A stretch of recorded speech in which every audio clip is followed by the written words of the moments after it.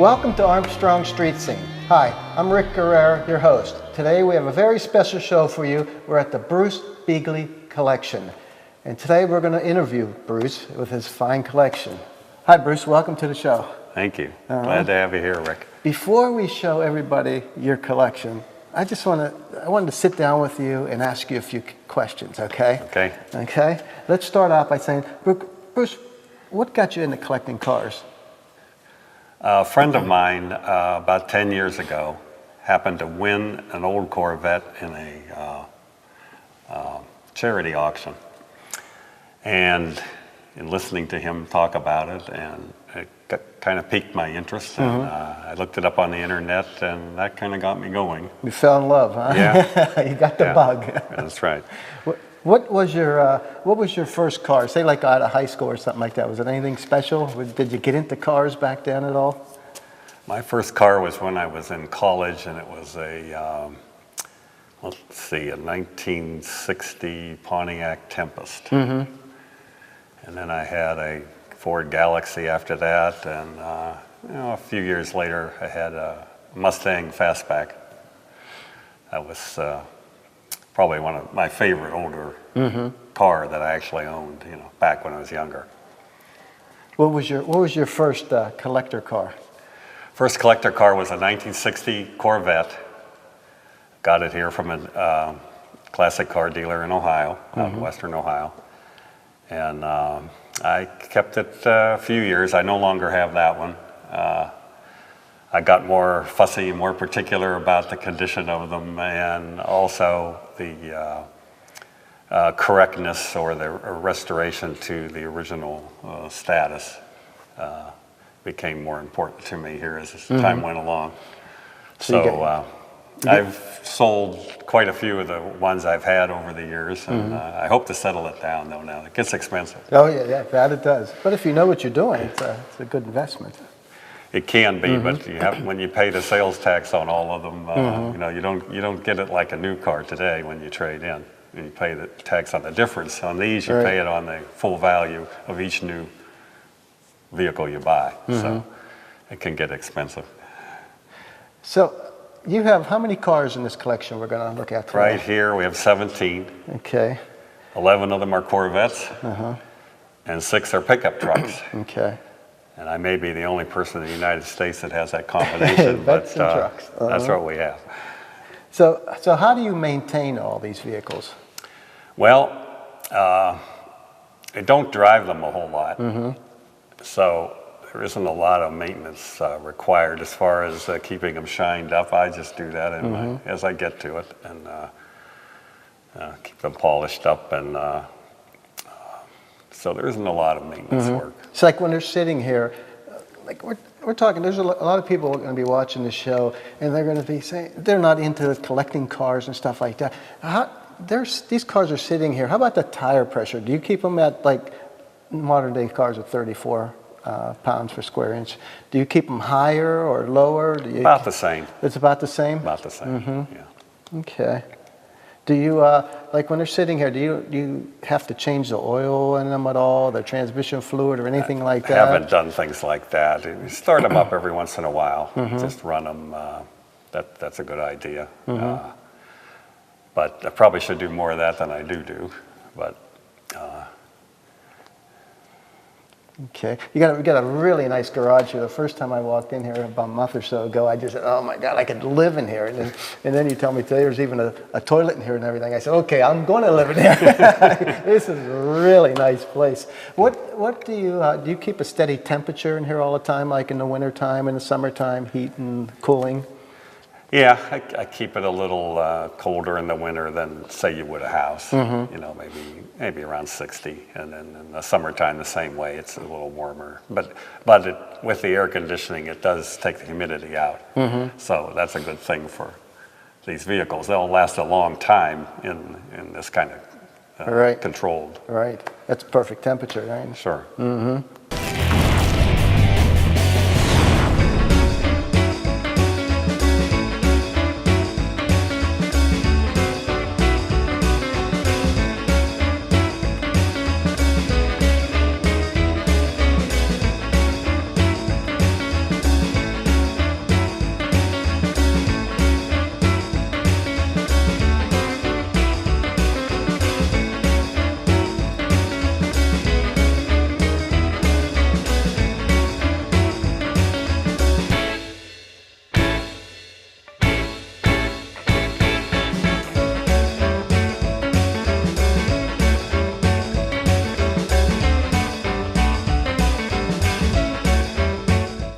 We're going to start out with a 1957 Corvette convertible.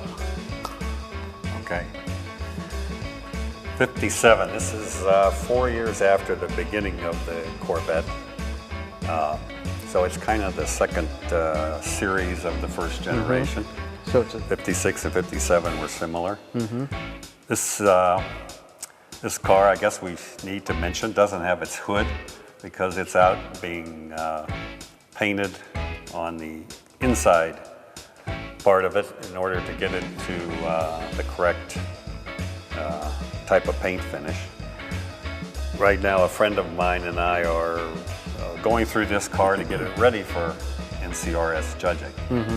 So this hasn't been judged before, right? this car has not been judged. This one here, this particular one, is fuel injected too. Which It's makes a fuel injected. This was the first year that Chevrolet offered the fuel injection on the Corvette. It also, I believe, is the first American car to have an engine rated at 1 horsepower per cubic inch. This was 283 V8, and it's rated 283 horsepower. This is nice, black with red interior. Look, silver, nice color combo. Do you have the hardtop for this? I do not have a hardtop for But they this. did come with They hardtop. did come with a hardtop as an option. Right, you could get the hardtop or the soft top or both. This one, no power steering, no power brakes, nothing. This first generation has none of those conveniences, no air conditioning. That's why the steering wheel is so big, huh? That's right. Those They are help. huge. That's right. They help you maneuver it around. I see a lot of the retro mods now. They have the same steering wheel, but they cut them down to like what, the 16 or I think it's 16 inch now. Those got to be what, 18 inch? Or they're pretty big.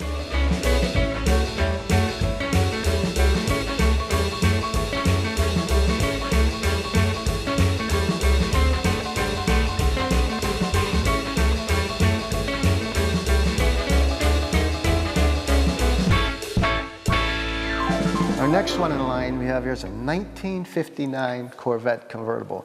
This thing is absolutely gorgeous, Bruce, gorgeous. And I notice it's got 99 points, NCRS points. Yes, this is a judged car. It's a 99-point car, as you mentioned, which is a very, very high score. It also has the Duntov Award. Duntov was the original chief engineer of the Corvette. So they made an award named after him, and in order to qualify for that, you have to go through 2 NCRS judgings and score 97 or better both times. And you also have to pass the performance verification, or PV, test, and that's about 140 different operations on the vehicle. You wouldn't think there would be that many, but that's everything rolling down the windows, the locks, the lights, the steering, everything you can imagine. The trunk, how that opens, and the lock works, and so forth. Every single thing has to work, 100%. They probably inspect this better than they did at the factory when it was built at the time. I think so. I think so.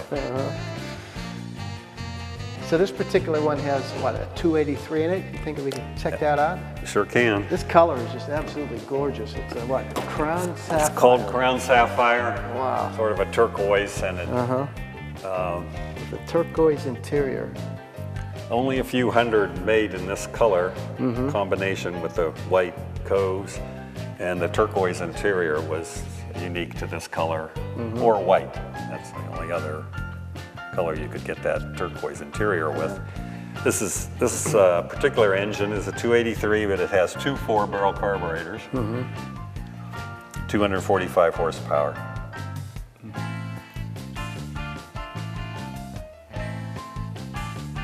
What color top do you have on this convertible? It is a convertible too? Yes, the hardtop lifts off, and the soft top, which is stored, The tonneau cover there lifts up, and then the convertible comes out. up. Right. I see what's a white. It's a white top. soft top. Nice color combo. I love it. I love it. This is for the days of the trunk in the Corvettes. Right. And I think that was only in this first generation.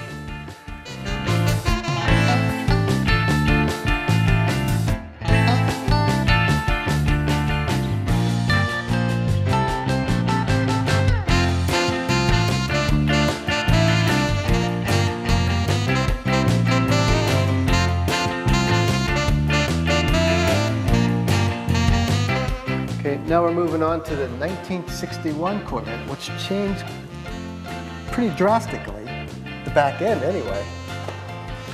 And even on the front end, you can see that the chrome has disappeared around the headlights. All right. And yes, the grille is toned down quite a bit compared to the earlier years. Don't have the teeth Less on it. chrome. Chrome is starting to disappear, although not completely. This is a silver called Santine Silver with a red interior. This color combination, there were only 159 made in '61, so it's a pretty rare color. It also has the dual 4-barrel engine. This had the hotter camshaft in it. It was 270 horsepower. This particular restoration has a lacquer paint on it, which is more like the original paint. Right. But even so, this car, which is a 98.1 in the judging, which is also a very high score, but it also was marked down for the paint being too good, too nice. The back end, as you can see, though, is quite a bit different. Sneak through here.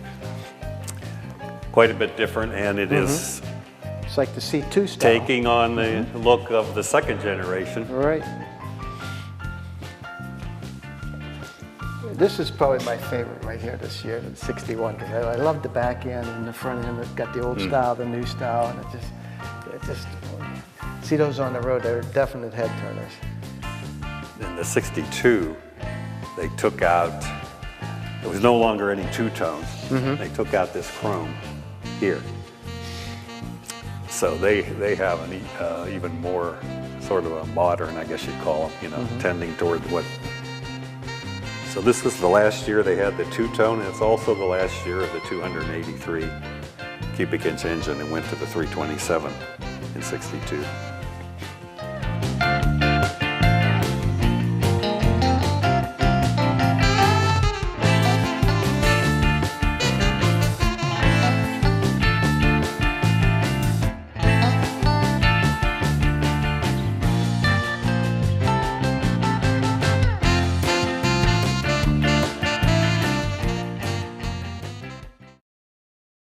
Okay, we're going to move on into Bruce's collection with the trucks.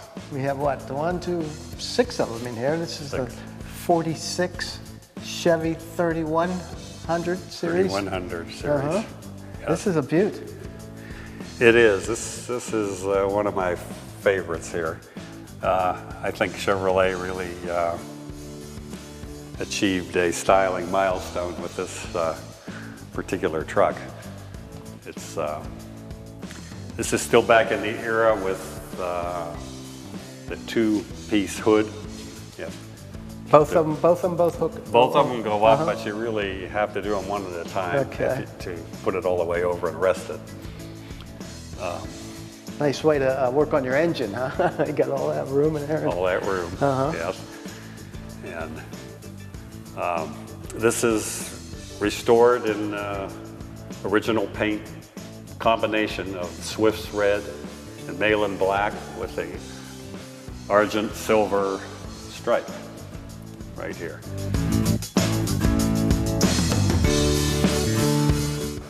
The VIN number indicates the vehicle was built in September of 1946. The engine block and head both have casting dates of September 6, 1946. Transmission casting date is August 30, about a week earlier of the engine. And these two side windows dated 7-46, July of 46 now. Too. So I believe we have the original engine and transmission, which for people that are interested in that, would kill for that lineup of dates. And this has it. So these trucks, when they were produced, were probably selling for what? $500-600, $700? Probably something like this. Yeah. Now, this design started in '41, before World War II. And during World War II, the car companies, all of them, stopped making consumer vehicles, as we're making war Right. Jeeps and so forth for the war. And so this started back up in 45 or 46. So this model is the one that transcends over the World War II years.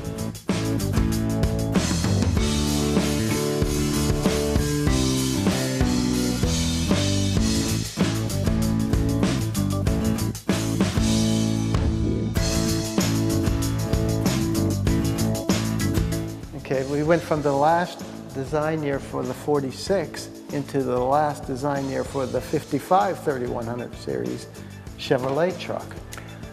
Right. This is the next generation.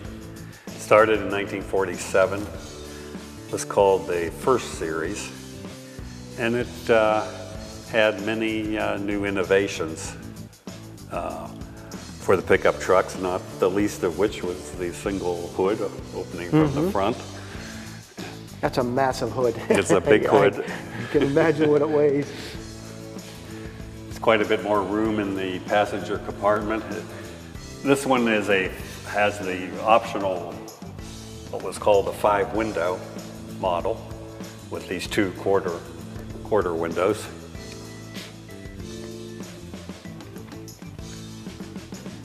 It also has the stainless trim around the windows. This was an option as well. There's probably not very many options back then, huh? There weren't a lot of them, no. But this had 4-speed transmission, which was an option. It had a heater, which was an option. And it has a sun visor on the passenger side, which you paid about $3 extra to get. And looks like you got a radio in here also? Yes, Yeah, that's it probably has a an radio option. Yeah. as well. I got this from the fellow that had restored it up in New England. And he had taken it to many, many local shows up there and won a lot of trophies with it. It's in the original Transport blue, with the color, 1955 color. Wheels are painted accurately. It has the inline 6-cylinder engine.